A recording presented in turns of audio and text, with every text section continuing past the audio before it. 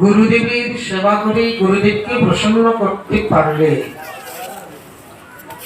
ভজন করে যতটুকু এগোতে পারবে না, ভজন করে যে স্থানে যেতে পারবে না, গুরুদেব প্রসন্ন হলে সেই জায়গায় নিয়ে পৌঁছে।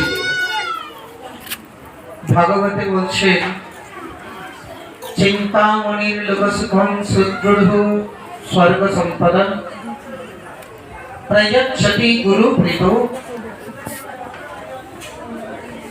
যোগিনাম বৈকুণ্ঠ দুর্লভম। চিন্তামণির কাছে চিন্তা করলে যা চিন্তা করা হয় তাই দেওয়া হয়, তবে চিন্তামণির জড়জগতের সুখ দিতে পারে। কল্পতরুর কাছে কোনো কামনা বাসনা করলে সেই সর্বসুখ পর্যন্ত দিতে পারে। এই জড়জগতের ভোগ সর্বসুখ দিতে পারে, কিন্তু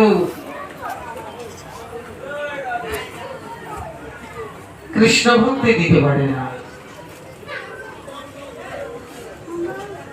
বা আমাদেরকে মুক্তি দিতে পারে না, বৈকুণ্ঠ গতি দিতে পারে না।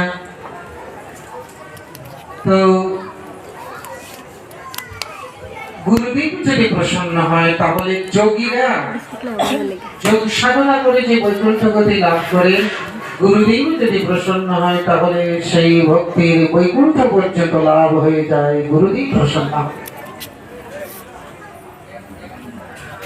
আর গুরু আজ্ঞা ব্যতীত যদি আমরা কোনো ভজনের মধ্যেও প্রবিষ্ট হই, সেই ভজনে এগোতে পারব না।